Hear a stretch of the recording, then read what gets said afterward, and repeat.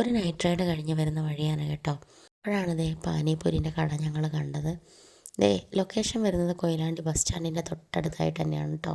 ഞങ്ങൾ 2 പ്ലേറ്റ് മസാലപ്പൂരിയായിരുന്നു പറഞ്ഞിട്ടുണ്ടായിരുന്നത്. സാധാരണ ഇവിടെ നല്ല തിരക്കുണ്ടാവാറുണ്ട്. ഇന്നെന്തോ ഭാഗ്യത്തിന് അത്ര തിരക്കും കാര്യങ്ങളൊന്നുമില്ല. 1-2 പേര് മാത്രമേ ഉണ്ടായിരുന്നുള്ളൂ. ഞങ്ങൾ വീഡിയോ എടുക്കുമ്പോൾ ആ ചേട്ടനോട് പറഞ്ഞിട്ടുണ്ടായിരുന്നു ചേട്ടൻ്റെ മുഖം കാണിക്കൂലെന്ന്. അന്നവൻ പറഞ്ഞു അതൊന്നും കുഴപ്പമില്ലയെന്ന് പറഞ്ഞു കേട്ടോ. അതുകൊണ്ടാണ് കേട്ടോ വീഡിയോ എടുക്കുന്നത് തന്നെ.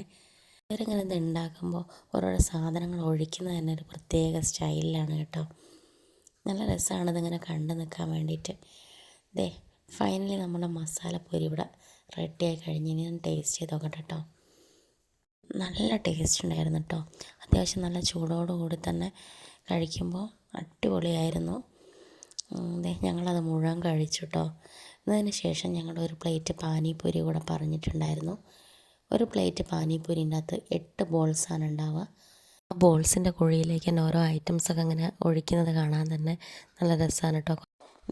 പാനിപൂരി അതുപോലെ തന്നെ നല്ല ടേസ്റ്റ് ഉണ്ടായിരുന്നു. അത്യാവശ്യം നല്ല മധുരവും എരിവും പുളിയും എല്ലാം കൂടി മിക്സായിട്ടുള്ള ആ ഒരു ടേസ്റ്റായിരുന്നു. ഞങ്ങളത് മുഴുവൻ കഴിച്ച് തീർത്തിട്ടോ.